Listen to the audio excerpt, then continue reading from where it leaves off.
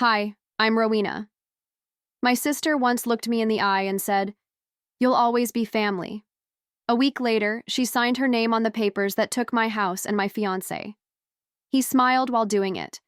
They emptied my accounts, sold my car, and threw a party in my home without me. But the part that still burns is they did it with wine glasses in hand, like betrayal was something to celebrate. But I didn't scream, I didn't beg. I just got quiet and started collecting proof. Before we dive in, tell me what time you're listening and where you're from. Drop it in the comments because what you're about to hear is how silence built the kind of revenge they never saw coming. The casserole was bubbling in the oven, filling the kitchen with the smell of rosemary and cream. I wiped my hands on the blue faded apron, the one with the tiny pocket my niece used to hide Cheerios in when she was little.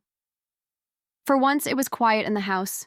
My house, the one I'd bought after 10 years of working double shifts, weekends, and giving up every vacation. The porch still creaked where I'd painted it last spring. The plumbing had given me hell that winter, but I fixed it myself with a flashlight and YouTube videos. It was Sunday afternoon in Sacramento, early spring. The sun spilled through the kitchen window and danced across the pale tile. It should have been a peaceful morning. I'd invited my sister and fiancé over for brunch, just a simple family moment. I set the table carefully, trying not to show how much I cared about the details. Everything matched. Everything was mine. Then Calista arrived. Her voice came from the door, too loud for the quiet. "Wow, Rowena," she said, glancing around like a realtor doing a walkthrough. "This house will be perfect for entertaining." I forced a smile. "Thanks. Took me a while to get it the way I wanted." She gave a non-committal hum, her eyes already drifting toward the living room. She hadn't noticed the framed print of Grandma's handwriting above the fireplace, or maybe she just didn't care. She walked in like she owned the place.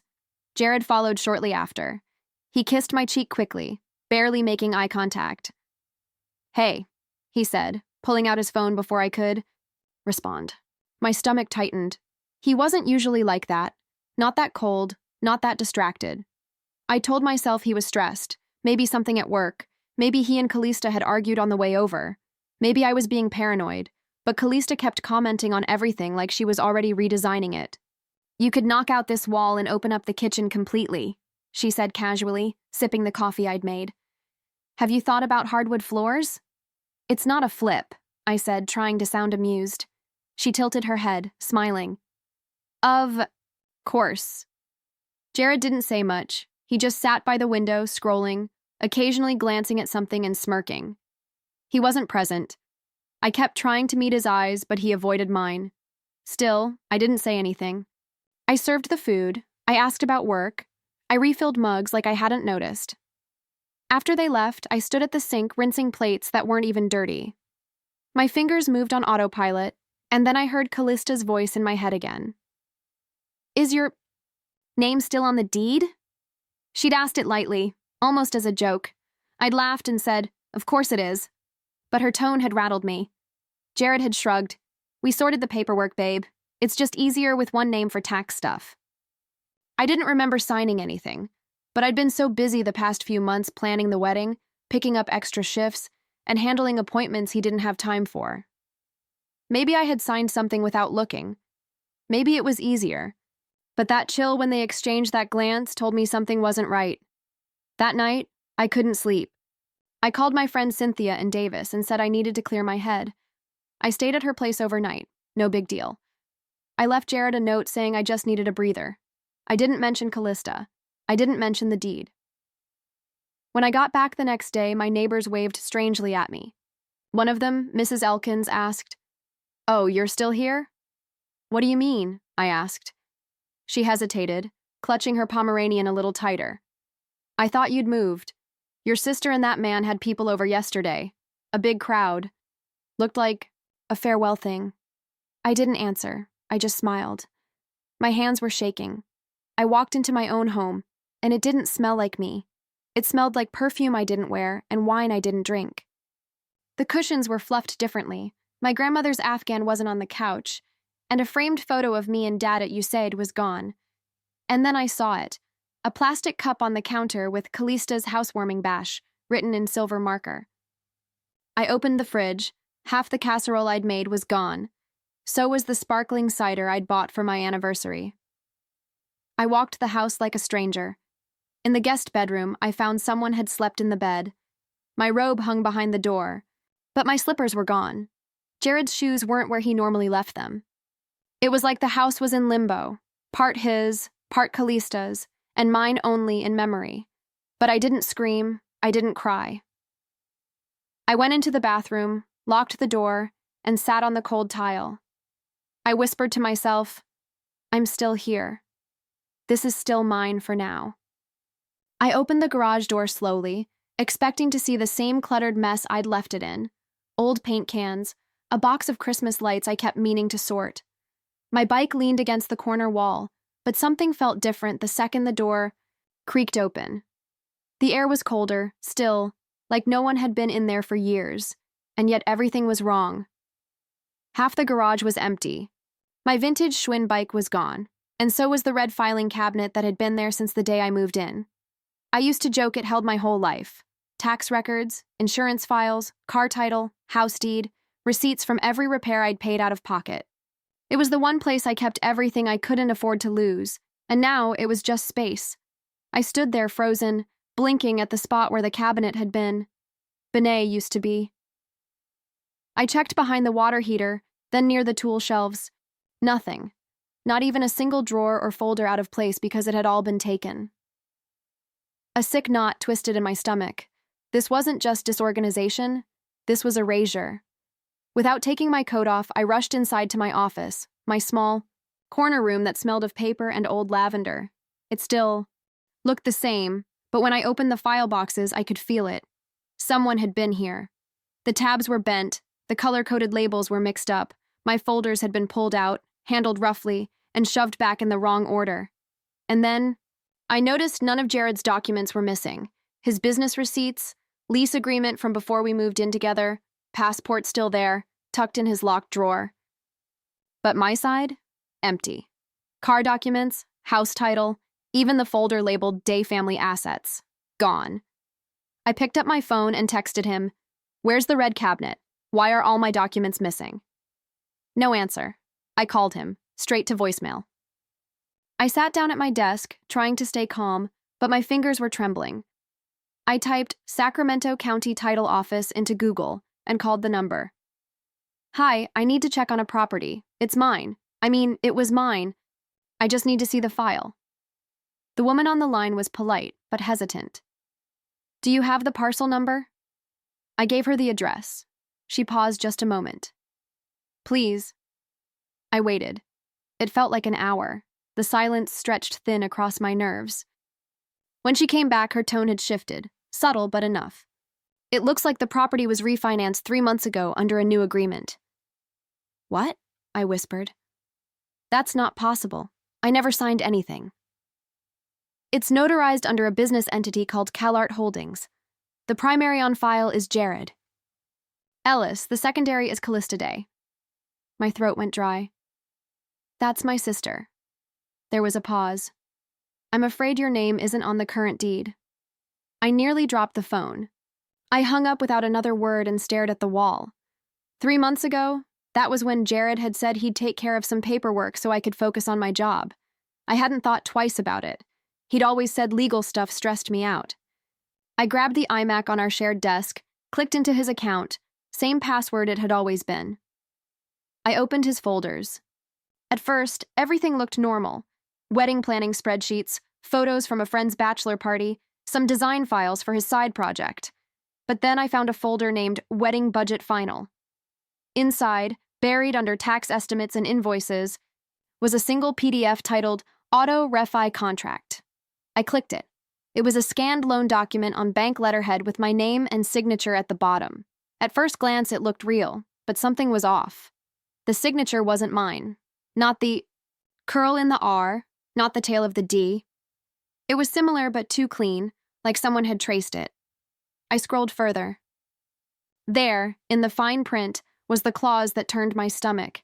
Vehicle listed as collateral, 2018 Subaru Outback, VN ending in 4872. That was my car.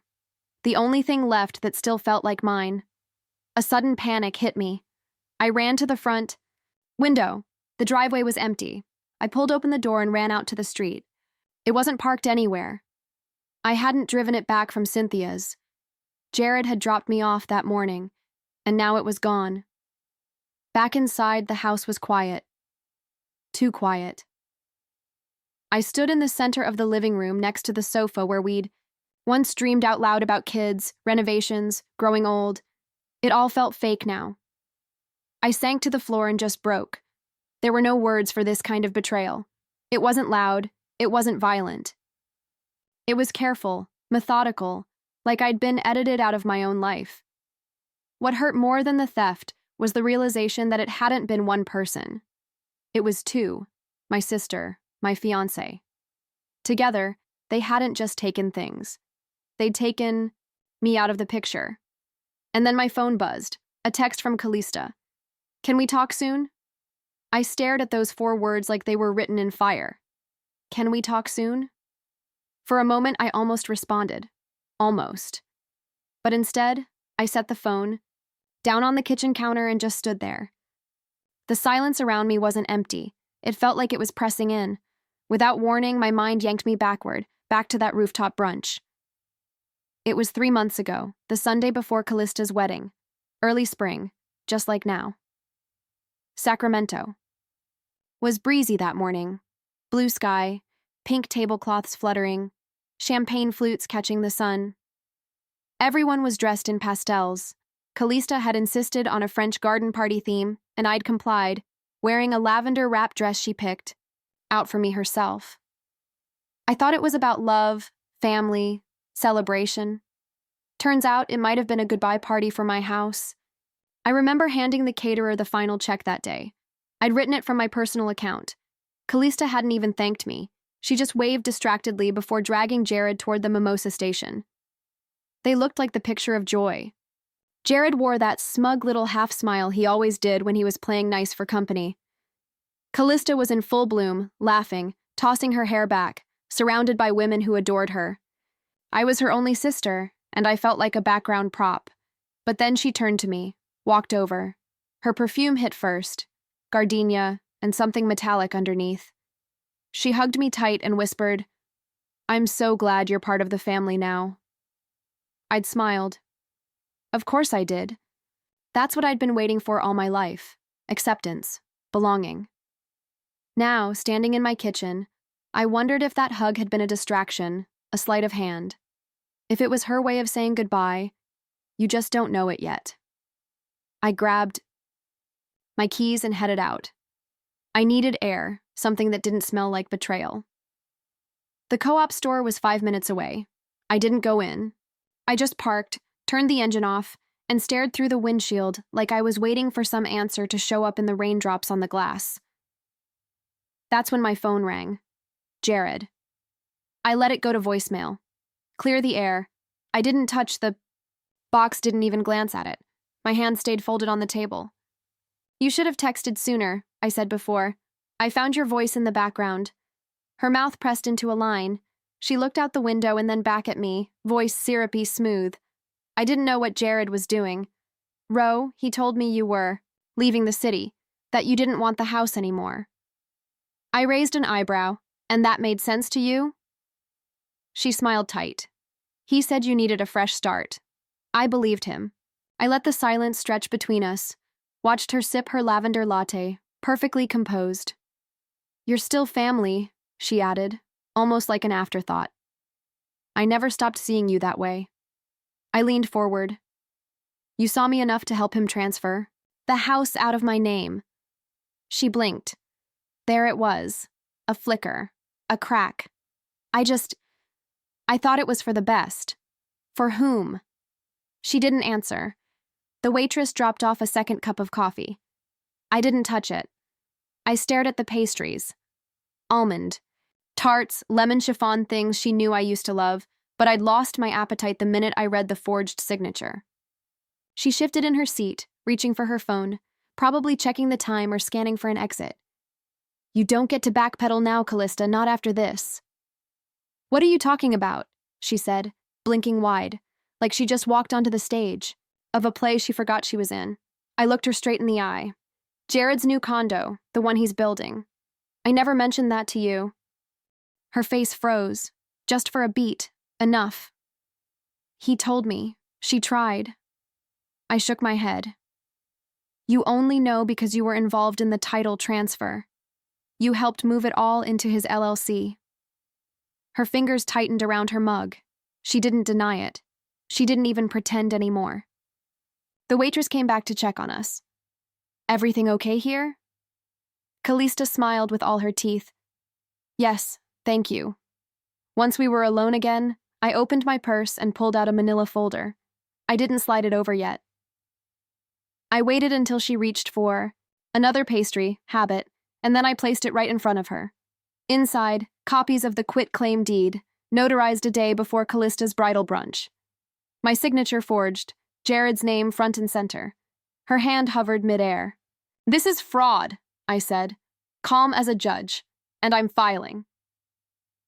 She went pale, not dramatic, just a shade quieter in the cheeks, like someone realizing the cameras are still rolling. Rowena, not here, she hissed, glancing at the couple beside us. Oh, now, it matters who's watching? She swallowed hard. For the first time, she looked like the weight of what she'd done was cracking her designer mask. She stood fast, too fast. The chair screeched across the tile. A few heads turned. Thank you for the coffee, I said quietly. She didn't reply. She just grabbed her bag and walked out, heels clacking across the marble like she was late to a meeting. I stayed, finished my coffee, opened my email app, and clicked on the draft I'd written at midnight 2 nights ago. Subject: property theft and fraudulent transfer. Body: please. See attached documents for preliminary review. I would like to move forward with legal action immediately. I hit send, then I sat back and watched the foam settle in the bottom of my cup. Callista always thought appearances would save her. That, so long as she wore the right dress and said the right words, people would forgive anything. But truth doesn't need frosting. The envelope landed on Jared's desk like a hammer. His coworkers were mid-lunch when the woman approached. Former admin assistant, gray suit, hair pinned back. The same woman he'd fired without notice 2 months earlier, claiming budget cuts. She handed him the papers and said clearly, "You've been served." The room went quiet. Meanwhile, I was standing at my kitchen counter in a rental apartment that smelled like paint and detergent, the kind of place you stay in when you don't know where home is anymore. My lawyer called minutes later. "We found something," he said. "You might want to sit." I lowered myself onto a bar stool, hard in my throat. "There's a revised will from your grandfather.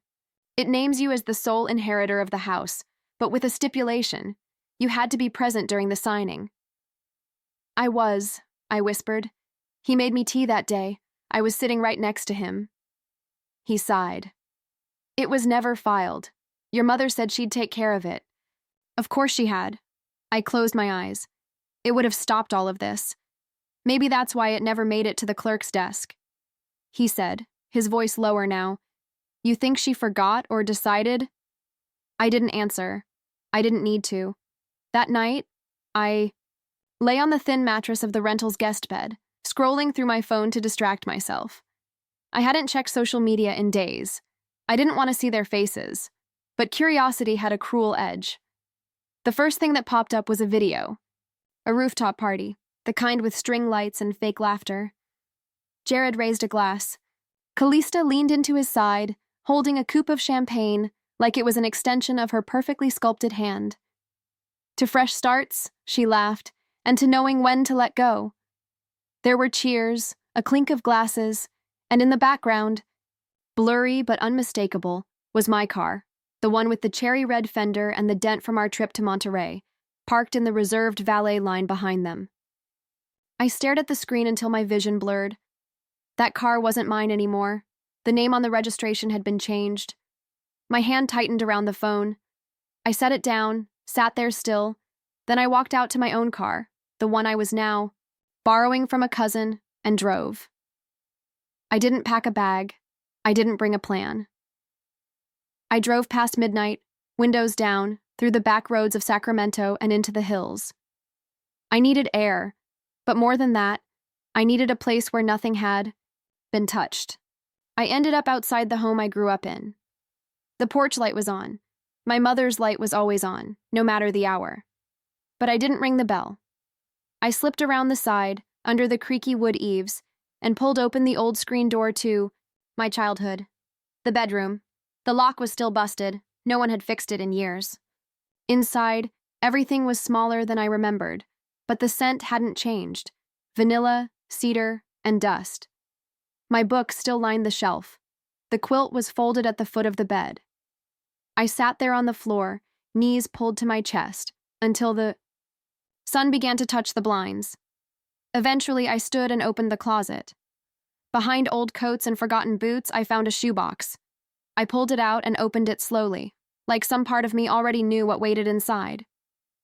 On top, a Polaroid. Me, Callista, and Jared standing in front of the fireplace, arms looped, grinning like fools, back when I thought they were family. I held it for a long time, letting the silence fill the corners of the room. Then I tore it in half, not out of anger, but as a marker, an ending. Her face froze, just for a beat, enough. He told me. She tried. I shook my head. You only know because you were involved in the title transfer. You helped move it all into his LLC. Her fingers tightened around her mug. She didn't deny it. She didn't even pretend anymore. The waitress came back to check on us. Everything okay here? Callista smiled with all her teeth. Yes, thank you. Once we were alone again, I opened my purse and pulled out a manila folder. I didn't slide it over yet. I waited until she reached for another pastry, habit, and then I placed it right in front of her. Inside, copies of the quit-claim deed, notarized a day before Callista's bridal brunch. My signature forged, Jared's name front and center. Her hand hovered midair. This is fraud, I said, calm as a judge, and I'm filing. She went pale, not dramatic, just a shade quieter in the cheeks, like someone realizing the cameras are still rolling. Rowena, not here, she hissed, glancing at the couple beside us. Oh, now, it matters who's watching? She swallowed hard. For the first time, she looked like the weight of what she'd done was cracking her designer mask. She stood fast, too fast. The chair screeched across the tile. A few heads turned. Thank you for the coffee, I said quietly. She didn't reply. She just grabbed her bag and walked out, heels clacking across the marble like she was late to a meeting. I stayed, finished my coffee, opened my email app, and clicked on the draft I'd written at midnight 2 nights ago. Subject: property theft and fraudulent transfer. Body, please. See attached documents for preliminary review. I would like to move forward with legal action immediately. I hit send, then I sat back and watched the foam settle in the bottom of my cup. Callista always thought appearances would save her. That, so long as she wore the right dress and said the right words, people would forgive anything. But truth doesn't need frosting. The envelope landed on Jared's desk like a hammer. His coworkers were mid-lunch when the woman approached. Former admin assistant, gray suit, hair pinned back. The same woman he'd fired without notice 2 months earlier, claiming budget cuts. She handed him the papers and said clearly, "You've been served." The room went quiet. Meanwhile, I was standing at my kitchen counter in a rental apartment that smelled like paint and detergent, the kind of place you stay in when you don't know where home is anymore. My lawyer called minutes later. "We found something," he said. "You might want to sit." I lowered myself onto a bar stool, hard in my throat. "There's a revised will from your grandfather. It names you as the sole inheritor of the house, but with a stipulation. You had to be present during the signing." I whispered. "He made me tea that day. I was sitting right next to him." He sighed. "It was never filed. Your mother said she'd take care of it." Of course she had. I closed my eyes. It would have stopped all of this. Maybe that's why it never made it to the clerk's desk. He said, his voice lower now. "You think she forgot or decided?" I didn't answer. I didn't need to. That night, lay on the thin mattress of the rental's guest bed, scrolling through my phone to distract myself. I hadn't checked social media in days. I didn't want to see their faces, but curiosity had a cruel edge. The first thing that popped up was a video. A rooftop party, the kind with string lights and fake laughter. Jared raised a glass. Calista leaned into his side, holding a coupe of champagne like it was an extension of her perfectly sculpted hand. To fresh starts, she laughed, and to knowing when to let go. There were cheers, a clink of glasses, and in the background, blurry but unmistakable, was my car, the one with the cherry red fender and the dent from our trip to Monterey, parked in the reserved valet line behind them. I stared at the screen until my vision blurred. That car wasn't mine anymore. The name on the registration had been changed. My hand tightened around the phone. I set it down, sat there still. Then I walked out to my own car, the one I was now borrowing from a cousin, and drove. I didn't pack a bag. I didn't bring a plan. I drove past midnight, windows down, through the back roads of Sacramento and into the hills. I needed air, but more than that, I needed a place where nothing had been touched. I ended up outside the home I grew up in. The porch light was on. My mother's light was always on, no matter the hour. But I didn't ring the bell. I slipped around the side, under the creaky wood eaves, and pulled open the old screen door to my childhood. The bedroom. The lock was still busted. No one had fixed it in years. Inside, everything was smaller than I remembered, but the scent hadn't changed. Vanilla, cedar, and dust. My books still lined the shelf. The quilt was folded at the foot of the bed. I sat there on the floor, knees pulled to my chest, until the sun began to touch the blinds. Eventually, I stood and opened the closet. Behind old coats and forgotten boots, I found a shoebox. I pulled it out and opened it slowly, like some part of me already knew what waited inside. On top, a Polaroid. Me, Calista, and Jared standing in front of the fireplace, arms looped, grinning like fools, back when I thought they were family. I held it for a long time, letting the silence fill the corners of the room. Then I tore it in half, not out of anger, but as a marker, an ending. By afternoon, I had driven back to the rental, changed clothes, made tea. Then I opened my laptop and created a folder on my desktop. I named it Reclaiming Everything, and one by one I started uploading mortgage records, backups of Jared's contracts, screenshots, emails, everything I had once organized for him, everything he thought I'd never keep. I wasn't going to yell, I was going to build. By Monday morning, my hands weren't shaking anymore. They thought I was licking my wounds. They thought I was defeated, drifting somewhere in a sad Airbnb, crying into the same bottle of Chardonnay I'd left half full 2 weeks ago. But I wasn't quiet. I was preparing. At 8:03 a.m., I sat across from Carol, a senior manager at the bank Jared and I once shared. She pushed a folder across the table with the kind of professionalism reserved for murder scenes. "You're not going to like this," she said gently. I opened it. The receipt was there. Tiffany and Coder Platinum setting, round cut diamond, $6,000, and change. Date: 3 weeks before our engagement, paid with our joint account, signed with my name, digital but wrong, too smooth, too clean. "Who was it shipped to?" I asked. She hesitated. "Calista Day at a downtown mailing center?" Of course. I stared at the paper long enough for the numbers to blur. Jared had proposed with a placeholder ring, something simple for now, while the real one, the one that was meant to be mine, had landed on my sister's hand. "You want a printed copy?" Carol asked. "No," I said, folding the receipt in half. "I want this to be Exhibit A." Later that day, I walked into the county title office like a woman on jury duty, focused, purposeful, emotionless. Damon, my real estate attorney, met me in the lobby. He looked more alive than I'd seen him since this mess began. "You ready?" he asked. I nodded. We went into a records room lined with beige metal file drawers. An assistant pulled up the title, logs on a large monitor. There it was. The My House, My Home had been sold to an LLC named Prairie Cove Holdings. "Shell company," Damon muttered. No phone number, no website address. He squinted. I leaned forward. Is that Brinley & Co.? That's Callista's friend's brokerage firm, which means she was in on it. It started to finish. My stomach coiled. The listing had already gone live again, but this time it had been renovated. New backsplash, updated fixtures, photos edited within an inch of reality. There was a virtual tour.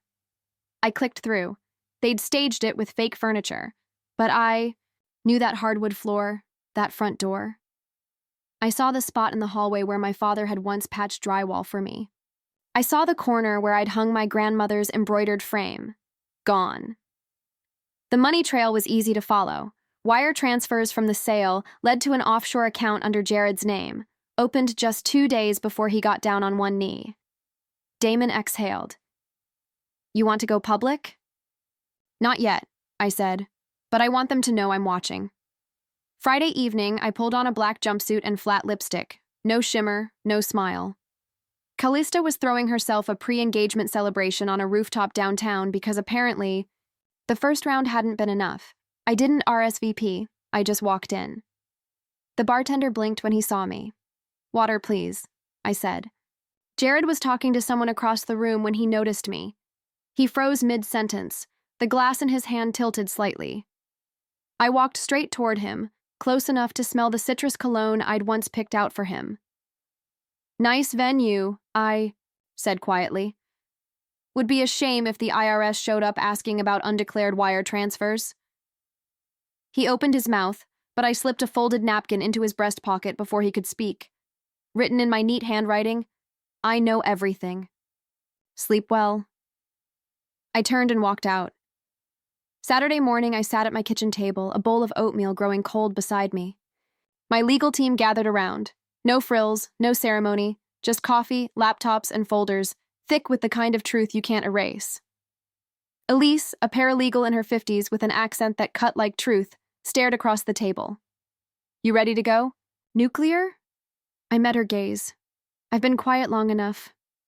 The ballroom shimmered under golden lights, each crystal reflecting like it had something to say.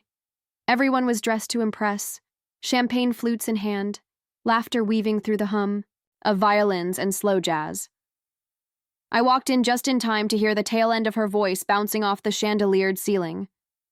She still came, even after trying to ruin our engagement with fake allegations. My heels clicked once against the polished floor, and then I froze. Callista stood at the center of the room, holding a mic with one hand, the other elegantly gesturing toward me. She smiled like it was all some kind of inside joke. My sister's here, she said again, as if we were part of a heartfelt movie scene, even though she tried to destroy our moment with baseless claims. A ripple of gasps passed through the room like a cold wind. One woman clapped, another stopped. Midway, unsure. Jared, standing behind Callista, gave me the kind of glance you'd give a storm cloud on your wedding day. Then he took the mic. She's obsessed, he said, chuckling lightly, like this was all a misunderstanding. Standing, she's having a hard time letting go. It's sad, really. I didn't move. Aunt Dolores turned away. Her husband whispered something in her ear, and she gave him a tight-lipped nod. Someone near the cake table mumbled, "Didn't she get kicked out of her own place?"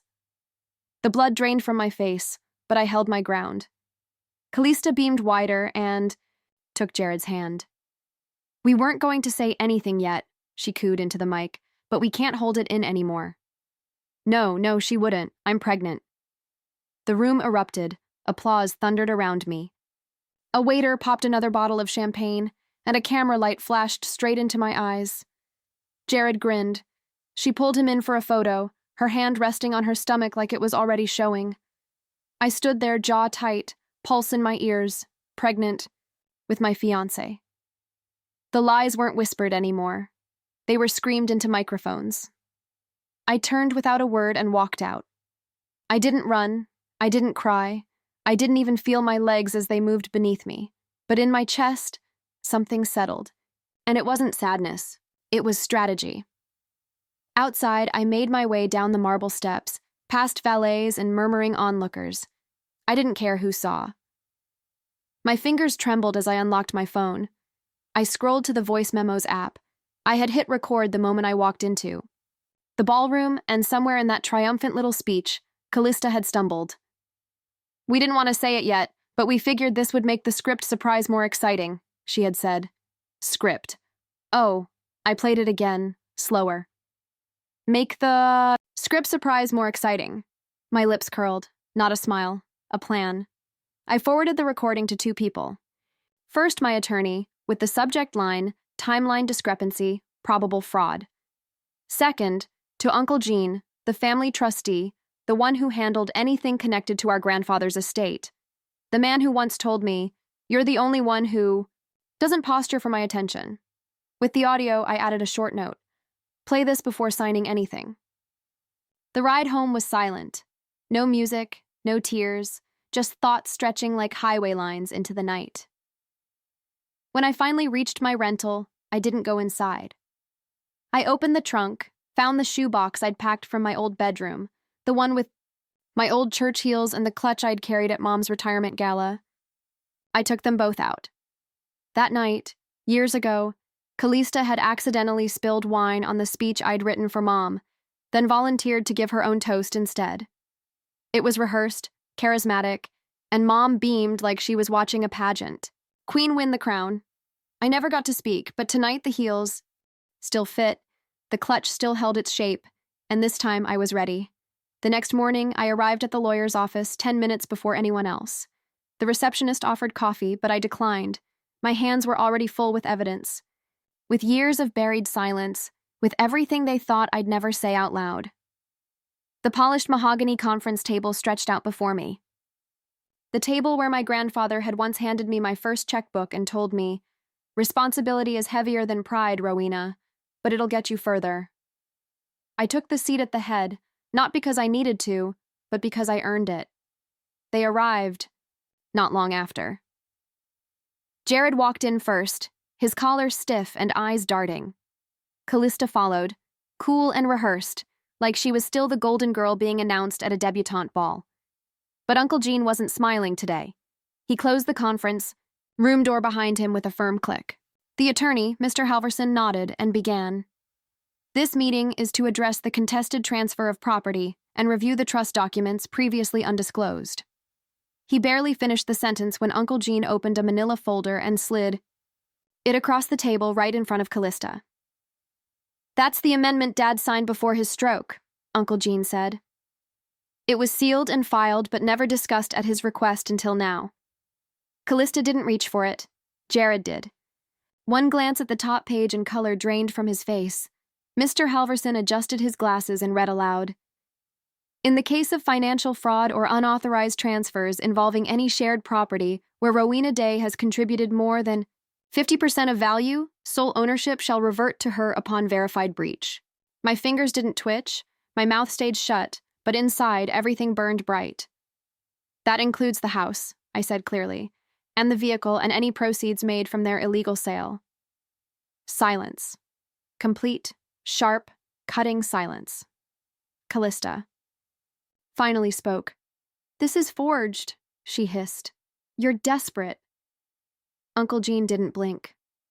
"I notarized it myself. The original is on file with the family trust. You're welcome to challenge it in court, but I wouldn't recommend it." Jared looked like he wanted to speak, but his lips just opened and closed like a fish gasping on a countertop. I leaned forward. "There's more." I took out my phone, tapped, to a voice memo, placed it on the table, and hit play. Jared's voice spilled into the room, calm at first, then colder. "Look, I know it's Rowena's house, but she's too nice to press charges. We'll just gaslight her until she gives up." Someone, at the far end of the table, gasped. Jared lunged toward the phone. "You recorded me." I looked him dead in the eye. "You recorded yourself. Remember that new phone you bought? You synced it to my iCloud. You never unsynced it when you moved out." His jaw clenched, his hands curled. The lawyer's assistant leaned over and calmly said, "We'll need a copy of that file, Ms. Day." "Already sent," I replied. Callista's voice had vanished. She didn't even look at me. Instead, she stared at a point on the wall behind me, like she was waiting to wake up from a bad dream. I reached into my purse and pulled out a key, tarnished, engraved with the letters RD. I placed it on the table, the key to the home I had bought, loved, and lost. I turned it slowly so it faced Jared. Return everything. He didn't reach for it, of course he didn't, because for the first time I realized I wasn't bluffing. Callista stood abruptly, her chair scraped back so hard it bumped the paneling. "This isn't over," she spat, eyes narrowing. I met her gaze with calm. "It was over the moment you called me family and helped steal everything I built." The lawyer raised a hand. "There will be civil proceedings. I suggest you both prepare." Outside, I heard the buzz before I saw them. Reporters, at least 2 TV vans, had pulled up to the sidewalk. Word had gotten out. For once, I didn't shrink. I stood, smoothed my blouse, and walked out the front door. Not with a speech, not with tears, just a quiet smile, one I hadn't worn in years. 1 month later, the morning sun stretched through the tall bare windows of my new studio. It warmed the concrete floor, caught on the specks of ink that dotted the counter, and lingered on the wooden workbench like it had always belonged there. There was no shouting in the next room, no one pacing with a glass of wine rehearsing lies, no one moving my things or replacing my photos with theirs. Just light, wood, paper, air. I stood in the center of the room, palms resting on the edge of the table I'd sanded and stained myself. The weight in my chest was still there. Grief takes its time, but it no longer dictated my steps. It just rode with me now, quieter than before. Above the workbench, printed in copper plate script on handmade paper, hung the first thing I'd pressed in this space. Sometimes the ones who call you family are the ones who fear your power most. The words weren't mine.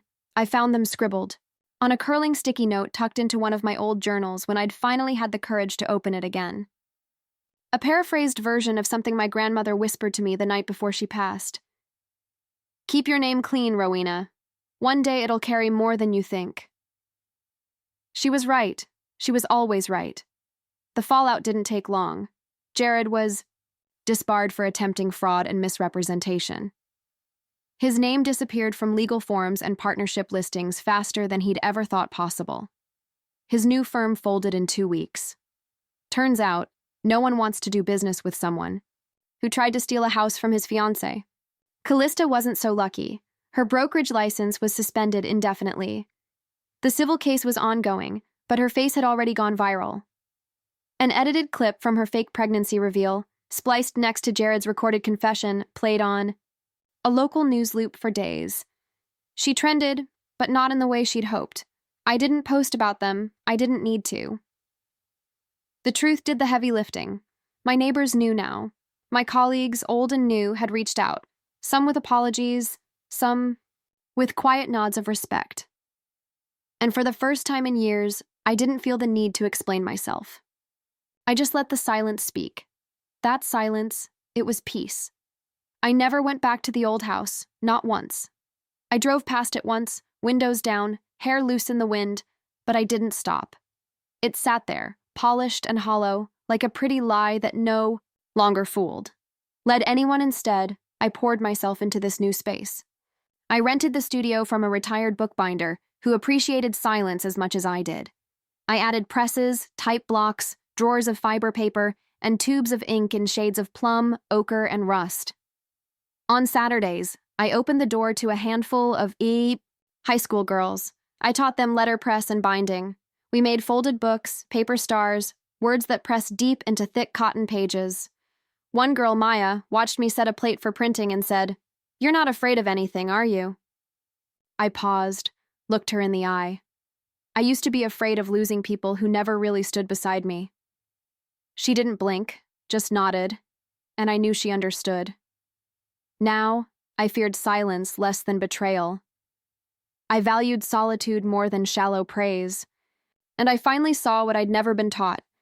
Family isn't always born. Sometimes it's chosen, carefully, quietly. After the fire that afternoon, as the sun softened over the brick wall outside, there was a knock at the studio door. I wiped my hands on a towel and opened it. Maya, my youngest cousin, stood there, older now, steadier. Her eyes were red, but her shoulders weren't slumped. She reached into her pocket and pulled out a brass key, worn at the edges. "I kept it," she said, her voice small. "You gave it to me when I was 16. I said, 'When you're ready to leave what breaks you, come find me.'" I hadn't remembered saying that, but maybe I had.